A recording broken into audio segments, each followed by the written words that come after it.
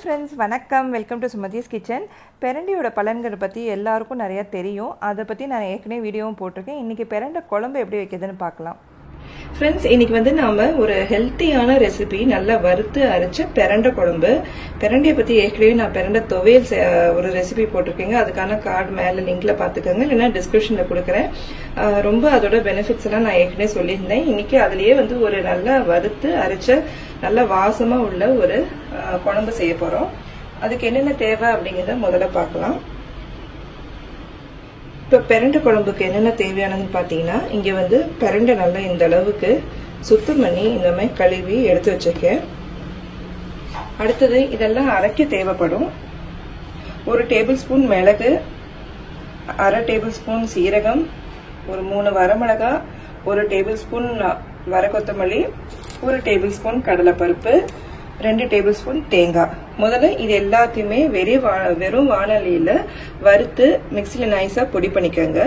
இது வந்து சின்ன வெங்காயம் ஒரு 4-5 எடுத்திருக்கேன், 1 தக்காளி, கொஞ்சம் கருவேப்பிலை, இஞ்சி பூண்டு பேஸ்ட் 1 டேபிள் ஸ்பூன். இதெல்லாம் வந்து நம்ம வதக்கிக்கிறதுக்காக எடுத்து வச்சிருக்கேன். இங்க வந்து நெல்லிக்காய் அளவுக்கு புளிய வந்து ஊற வச்சு தண்ணியில ஊற வச்சிருக்கேன்.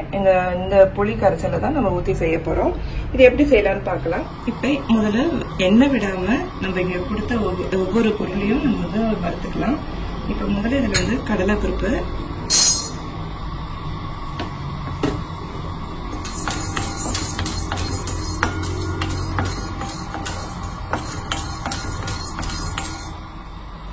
அதோட தனியா, சீரகம், மிளகு, வரமிளகாய் எல்லாமே நல்லா கொஞ்சம் எண்ணெய் விடாம நல்லா கொஞ்சம் பொன்னிறமா வறுத்து கடைசி அது தேங்காய் ஆட் பண்ணிக்க போறேன். பாருங்க, வறுப்பட்டுச்சு. கொஞ்சம் சத்தம் கேக்குதா உங்களுக்கு? படப்படன்னு வீடியோல கேக்குதான்னு தெரியல எனக்கு. இந்த மாதிரி சத்தம் கொஞ்சம் வர ஆரம்பிச்சோன்னா அதாவது வறுப்படுதுன்னு அர்த்தம். இதுல இப்ப நம்ம தேங்காவை ஆட் பண்ணிக்கலாம்.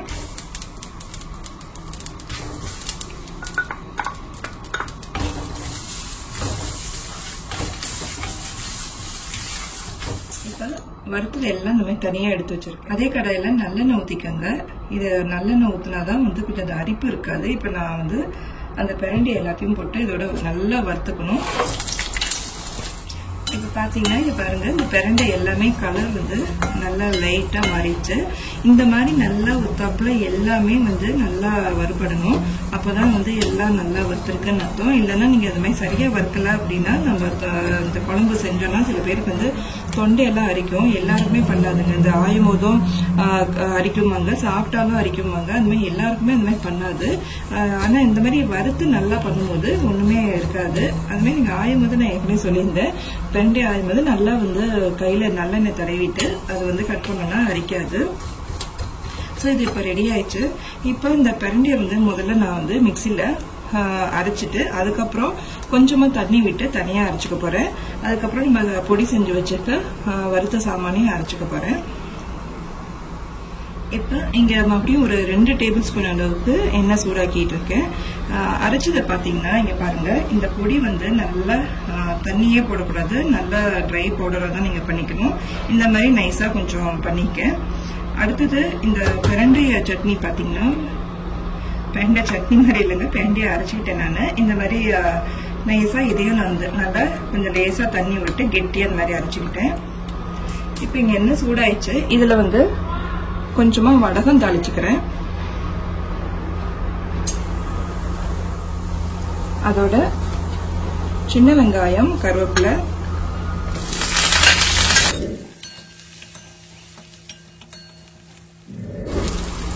இஞ்சி பூண்டு பேஸ்ட்.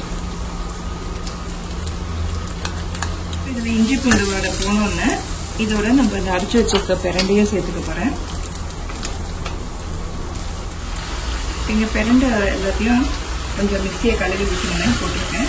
இது பெரண்டையை வந்து நல்லா கொஞ்ச நேரம் வதக்கிக்கங்க. அந்த ஏற்கனவே நல்லா வதக்கி தான் அரைச்சிருக்கோம். ஆனாலும் மறுபடியும் ஒரு 2 நிமிஷம் போல நல்லா வதக்கிக்கலாம். இது 1 நிமிஷம் வதக்கிப்பேன். அதோட தக்காளியும் சேர்த்துக்கிறேன். இப்போ இது நல்லா வந்து 2 நிமிஷம் வதக்கிருப்பேன். இதோட நம்ம புளி கரைசலை ஊற்றிக்கலாம்.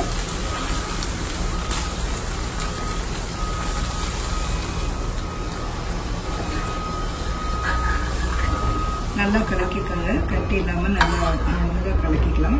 பாருங்க, இதில் நல்ல ஒரு 4 கப் அளவுக்கு தண்ணி ஊற்றிருப்பேன். அதோட இப்போ நம்ம இந்த பொடியும் சேர்த்துக்கலாம். அரைச்சி வச்சுருக்க பொடி,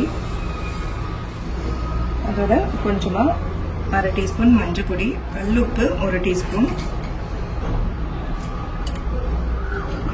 இது நல்லா இப்போ வந்து புளிக்குழம்புலாம் நீங்கள் வைக்கிற மாதிரி அந்த புளி கரிசில் ஊற்றிக்கும். நல்லா கொதிச்சு நல்லா வரணும்.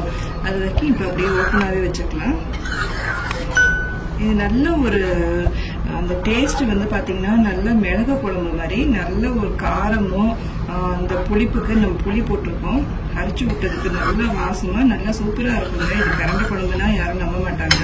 அது மாதிரி டேஸ்ட்டில் ஒன்றும் டிஃப்ரென்ஸ் இருக்காது. ஒரு மாதிரி நல்ல ஒரு டேஸ்ட்டாக வாசனையான ஒரு குழம்பு. இது நல்லா இப்போ கொதிக்கட்டும். பாருங்க, நல்ல ஒரு 10லேருந்து 15 நிமிஷம் தான் கொதிக்க விட்டுருப்பேன். எவ்வளோ நல்லா திக்காக எவ்வளோ நல்லா இருக்கு. ரொம்ப சூப்பராக இருக்குங்க. இது செஞ்சு பாருங்க. இது வந்து பார்த்தீங்கன்னா தக்காளி வந்து அப்படியே உங்களுக்கு அங்கங்கே தெரியும். ஏன்னா வதக்கும் போது நான் வந்து நல்லா வந்து சாஃப்டாக வந்து வதக்கலை. ஏன்னா இனிமேல் நடுப்புற இருந்தால் தான் வந்து உங்களுக்கு வந்து அந்த புளிப்பு வந்து நல்லாயிருக்கும். அந்த பிரண்டை குழம்புக்கு கொஞ்சம் புளிப்பும் சேர்த்துக்கிட்டா தான் வந்து நல்லாயிருக்கும். இன்னொரு பாயிண்ட்டும் வந்து தொண்டை வந்து அடிக்காமல் இருக்கும். அதுக்காக தான் இந்த மாதிரி பண்ணுறோங்க. இந்த மாதிரி செஞ்சு பாருங்கள். இப்போ ரெடி ஆயிடுச்சு. நம்ம ஸ்டவ் ஆஃப் பண்ணிக்கலாம். இந்த ஆரோக்கியமான பிரண்டை குழம்பு ரெடி ஆயிடுச்சு. நீங்களும் ட்ரை பண்ணி பாருங்க. நிச்சயமா உங்களுக்கு பிடிக்கும். இது ஒரு நல்ல ஒரு ஆரோக்கியமான பலன்கள்ங்க. நிறைய நீங்க வந்து கூகுள் பண்ணி பார்த்தீங்கன்னா பிரண்டையை பத்தி நிறைய பெனிஃபிட்ஸ் போட்டிருப்பாங்க. உதாரணத்துக்கு எலும்பு பலப்படுத்துறதுக்கு, வயிற்று சம்பந்தப்பட்டமான குறைகள் இருந்துச்சுன்னா, ஏதாச்சும் செரிமான பிரச்சனை, இந்த மாதிரி இதுக்கெல்லாம் ரொம்ப நல்லது. கால்சியம் நிறைய இருக்கு. இந்த மாதிரி நிறைய பலன்கள் இருக்கிற இந்த பிரண்டையில் இந்த மாதிரி ஒரு சுவையான பிரண்டை குழம்பு வச்சு சாப்பிட்டு பாருங்கள். ரொம்ப பிடிக்கும் உங்களுக்கு. சுமதிஸ் கிச்சன்லேருந்து எங்கள் வீட்டு கைமணம் உங்கள் வீட்டில் மணக்கட்டும். ஃப்ரெண்ட்ஸ், மறக்காமல் புதன்கிழமையும் வெள்ளிக்கிழமையும் நான் 9 மணிக்கு வீடியோஸ் போஸ்ட் பண்ணுறேன். நம்ம சேனலை சப்ஸ்கிரைப் பண்ணி வச்சுக்கோங்க. நன்றி, வணக்கம்.